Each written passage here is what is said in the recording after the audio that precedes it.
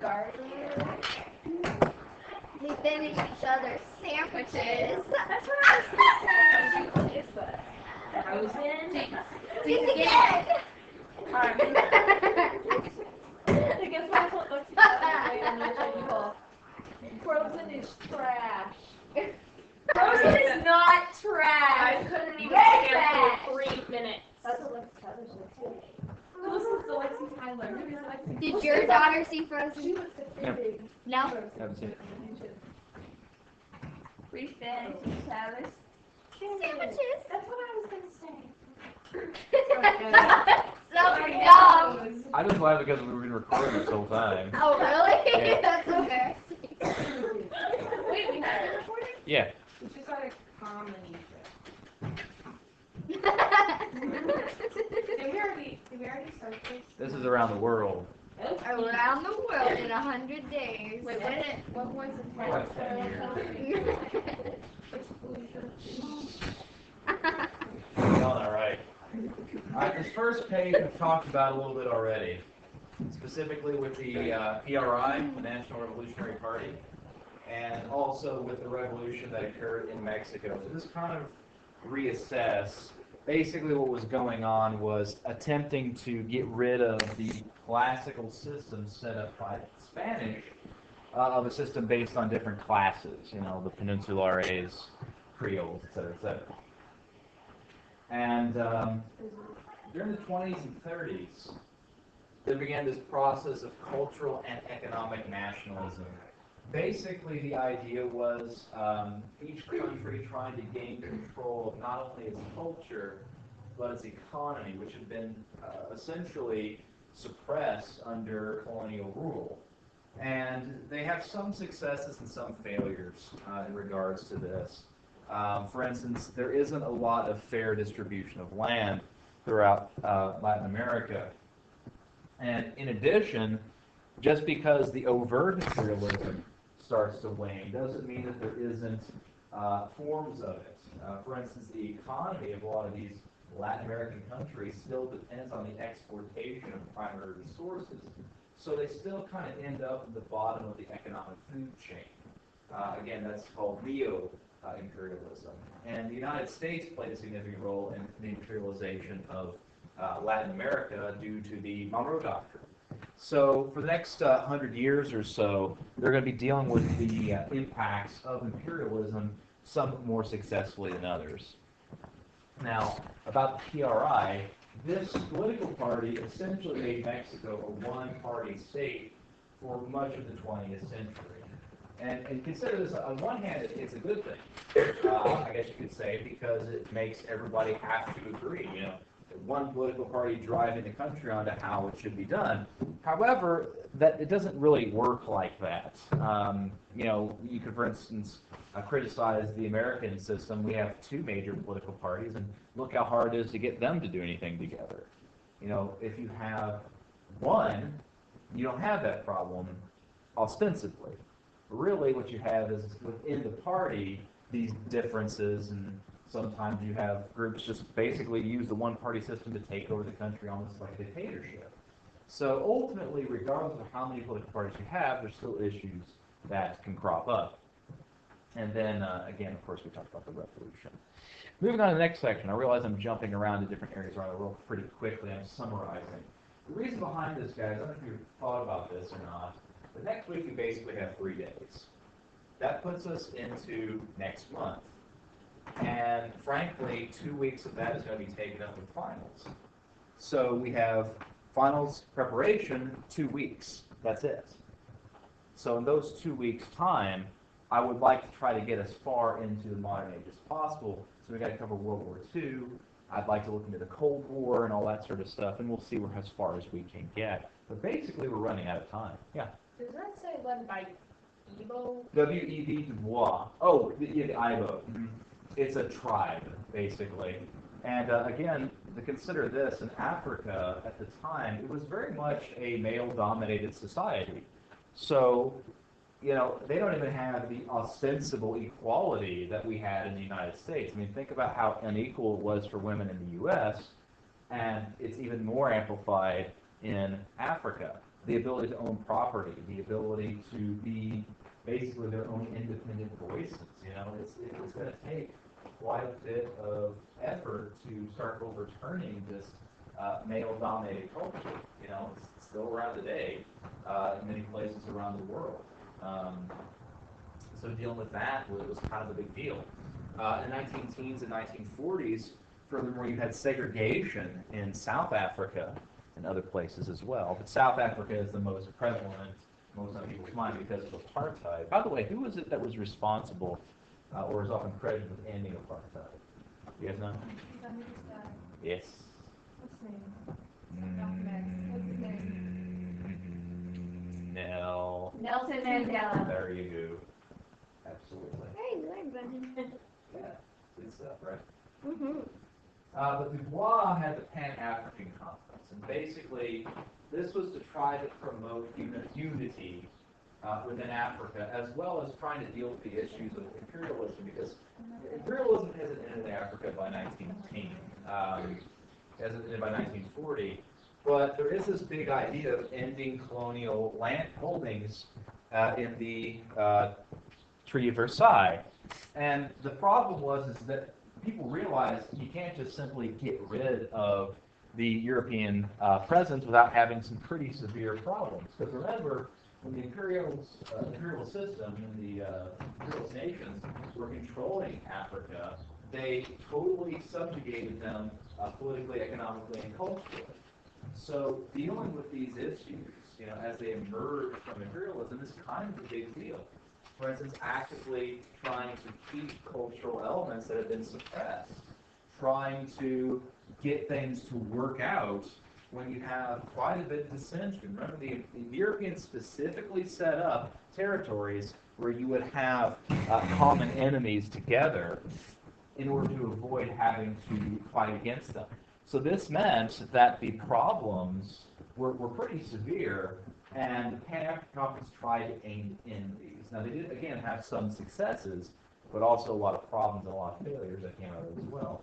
Again, we haven't really perfected how to deal with the legacy of imperialism. Meanwhile, 1922, Egypt gains its independence from Great Britain and successfully begins this modernization process. In addition, there's a movement that sweeps throughout Northern Africa based upon the fact that a significant number of North Africans are Muslims. Not all, but a large portion of them. And aimed at this idea of the ulama, which is in Islam. Basically, the idea is that all Muslims have this thing in common and should help each other out. Sort of like Christendom. It doesn't actually work, at least it's very hard to make work on a national level, but ostensibly what this idea by creating the Islamic Brotherhood was to create one voice, one unified North African ideology based on the principles of Islam. Of course, the problem was that there's different types of Muslims, and they often took to fighting. You didn't really have this unification. You know, a great example of that is Darfur, where you had Sunni and Shiite basically disagreement. You know, essentially a Holocaust occurred because of these differences. So, you know, the idea is good to try to unify people. It just doesn't work as intended. Sort of like any single party status. To this day, the Islamic Brotherhood is a political party in Northern Africa that people have been focusing on, and you know, in some cases outright banned in Egypt, for instance. So 1920s, you might remember this guy, Mustafa Kemal. Anybody? What battle? What battle did he really make a name for himself? Not Verdun, but Gallipoli. The Gallipoli campaign. And he was able to use this newfound respect to gain control of Turkish nationalist forces when you had the Ottoman Empire collapse. Because within the Treaty of Versailles, the Ottoman Empire was broken up amongst its various territories except for what was Turkish. The problem with that, however, is the empire has been around for 400 years. And unlike some other empires, they weren't really like segregated. Like Turks moved everywhere throughout the empire, as far as Africa and Spain. So this meant it was really kind of hard to nail down who was who. So Anatolia was basically kept as Turkey. The rest of it, though, was given to other powers.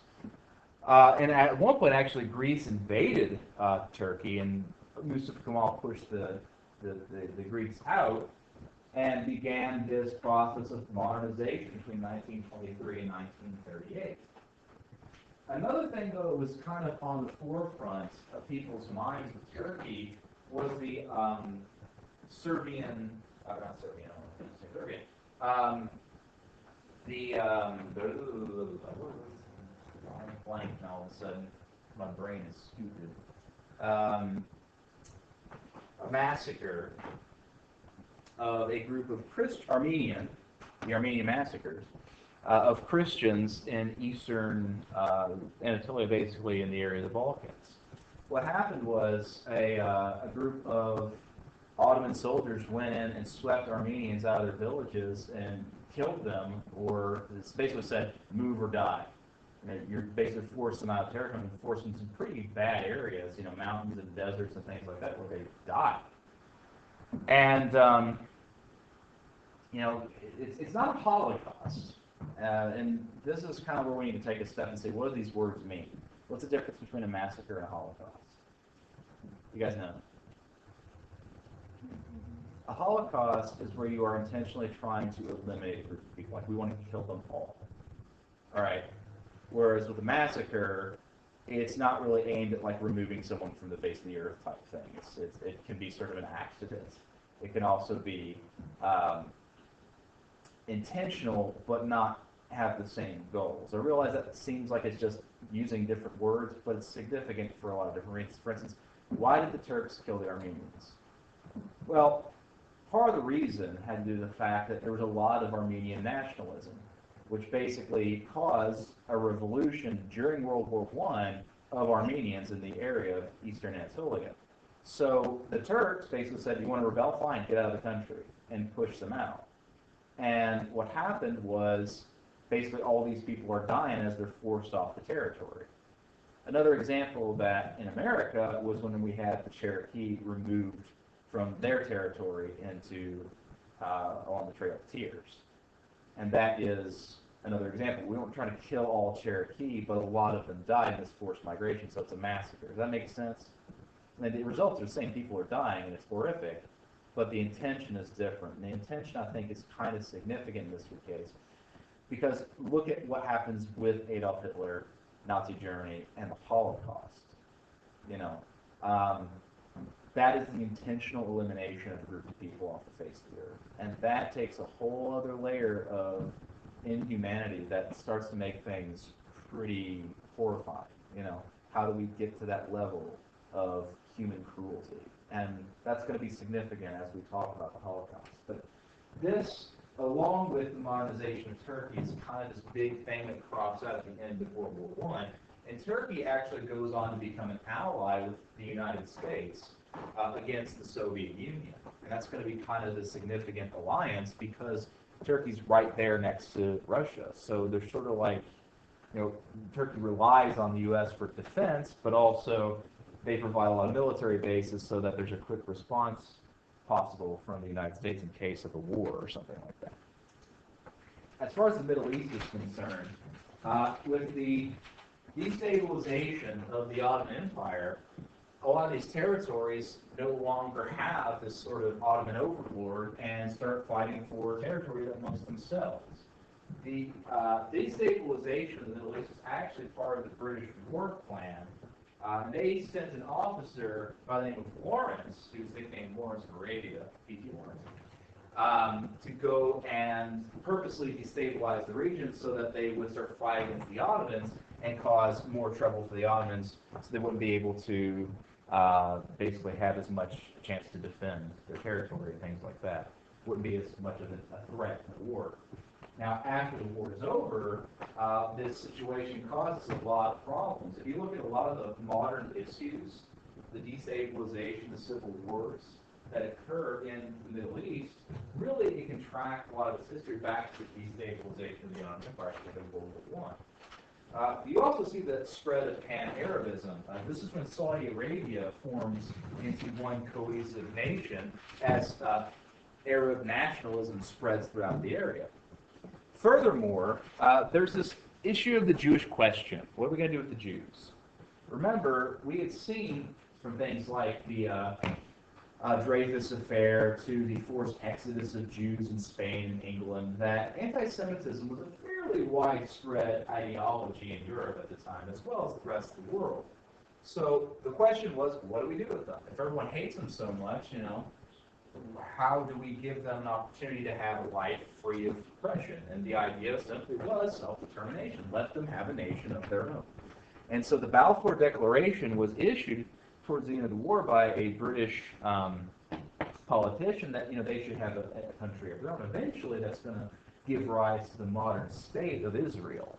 However, that also is going to cause other problems because anti-Semitism is widespread in the Middle East as well. And essentially, Palestine is right smack in the middle of all the Arab states. So it's going to be an issue. Now, India. You guys have heard of Mohandas Gandhi yet? What do you guys know about Gandhi? Anything? Weren't there two Gandhis in history that people? Yes. Good point. They were not related, though. The other is Mahatma Gandhi. I don't know the difference. Okay, well, one of them was a prime minister in India.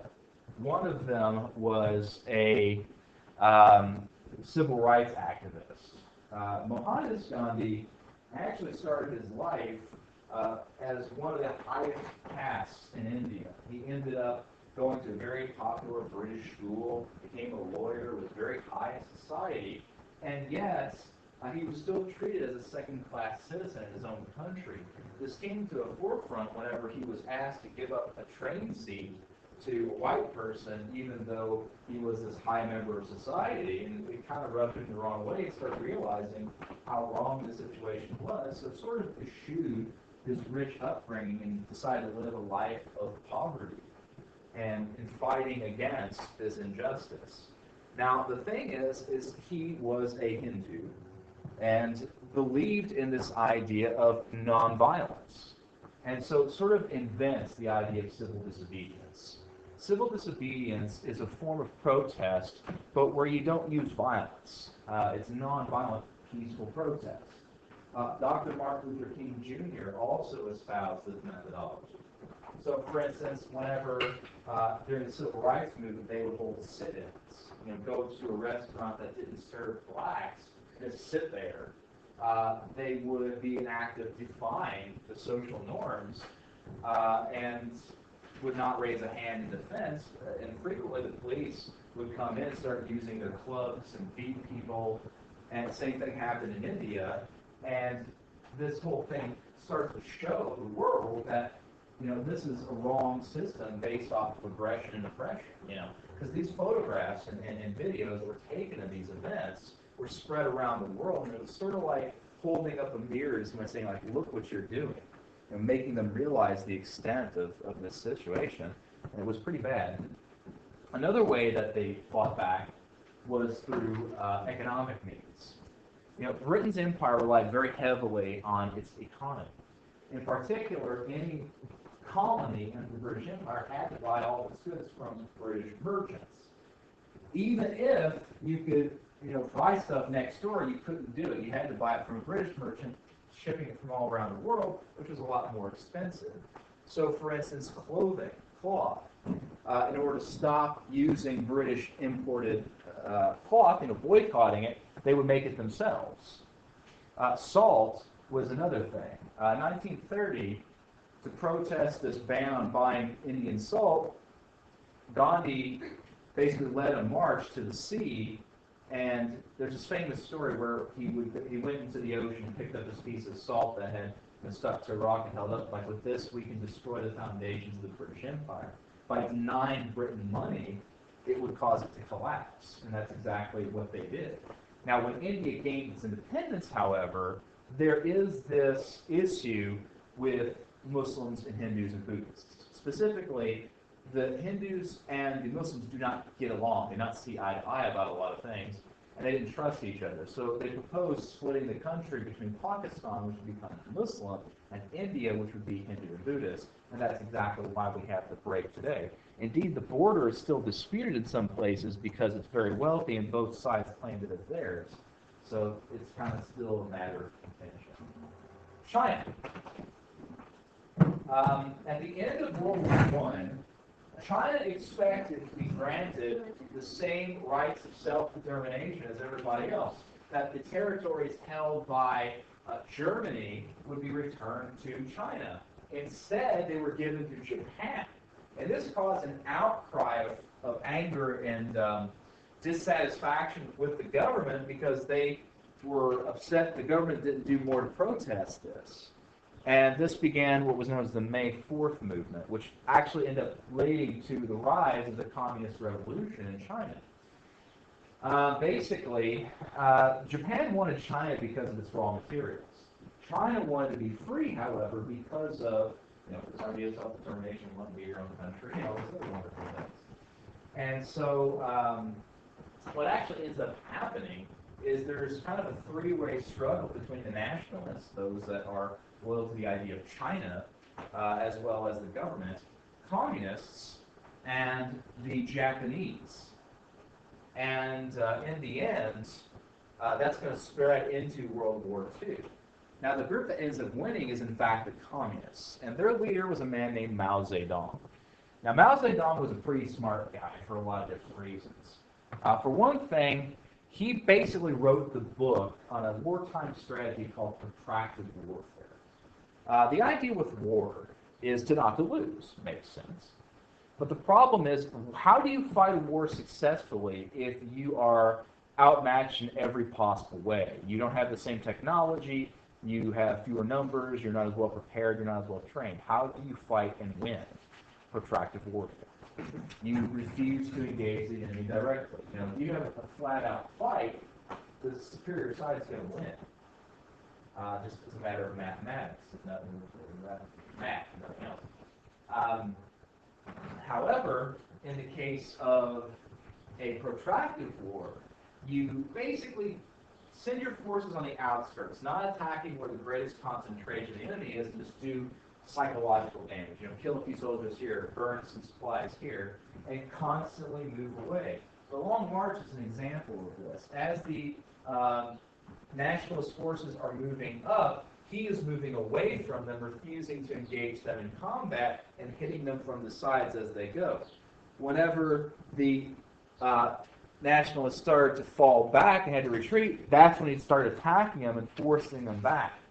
And all the while this is happening, Mao told his troops not to do any collateral damage, not to hurt any farmers, not to burn any fields, not to steal anything. Basically, he knew he needed the support of the common person, the farmers, the average workers, And so by doing this, like if they're going through fields, you wouldn't, hurt any crops. And you go around if you could, or if you couldn't, you'd be really gentle as you walked over, stepping over crops, things like that. You wouldn't steal anything, wouldn't, if you needed to buy supplies, and you would give them a fair price, things like that. This caused them to become really well liked by the people as they're going through, as opposed to the nationalists who just destroyed a farm field, didn't throw tanks through and things like that, and caused a lot of animosity, so that when they were going through, they would provide them with information and supplies and things like that. So that, as much as anything, won the war of propaganda and allowed Mao Zedong to use this and eventual victory to gain popular support of the people and eventually establish the People's Republic of China. Let's talk Japan. Japan, as I said, was an imperialist nation. They wanted raw materials, they wanted markets. In 1920, an economic slump hit Japan. This precedes the Great Depression of the 30s. And this economic slump is going to make them need new materials as well as new markets to sell their goods. That meant conquest. However, their territories in China didn't give them enough of what they needed. They were eyeballing Manchuria especially, but they couldn't just invade. There's still the League of Nations out there, and they might do some serious economic harm to them if they do. So in 1931, a bomb went off, blowing up part of a Japanese railway in Manchuria. And so this gave Japan the excuse it needed to send in its army and basically invade, as it was trying to, quote-unquote, protect Japanese interests. Now, the thing we have to notice about Japan in the 1930s is there was a huge increase in militarism. Basically, the military was in charge of the government. And that meant aggression was a normal part of thinking at the time. There was a lot of contempt for the League of Nations, not only amongst the Japanese, but also amongst the Germans. And so they were seen as weak and ineffective, so why not take what we want? In addition, you have to understand the psychology of training troops in Japan. And the thing is, like, this doesn't seem realistic, but if you talk to Japanese soldiers during World War II, and there are many accounts from the horse's mouth, so to speak, it was pretty brutal. As in, the Japanese soldiers would be beaten, would be made to starve, would be basically riled up to be as aggressive and animalistic as possible because it was thought that it would make them better soldiers, to have no sympathy or pity for your enemy. And this led to some pretty horrific abuses of human rights. Pretty terrible things occurred. Things that, like, you wouldn't even believe. I'm talking, like, there are many accounts of Japanese cannibalism. There are stories of Japanese soldiers taking pregnant Chinese women and cutting out the child out of them, watching them both slowly die on a bet on what sex the baby would be. I mean, we're talking an utter disregard for human rights, unlike we've seen anywhere else before. And like I said, none of that's made up. That is fact. And it's just like, it's hard to wrap your head around, because like, how could anyone be like that? And the simple fact is, psychology and brainwashing. You know, it's a pretty horrific thing to see what they were encouraged to do. And you know, the Japanese people weren't real happy with this either. And the consequence, either didn't know about it, or it was you don't question it, because it's a totalitarian state where the individual doesn't matter, and if you stick out, they'll take you out. You know, it's the nail that sticks out gets hammered down. So the situation is going to be pretty bad. This is a photograph, by the way, of the bombing site of the Japanese railway. You'll notice that there's almost no damage whatsoever. Again, this was actually done by the Japanese. This was set up by them as an excuse to invade, and it's going to lead to the invasion of China, which is going to be one of the reasons for World War II. Any questions? Fantastic. In that case, I'm going to stop this recording, and I'm going to show you guys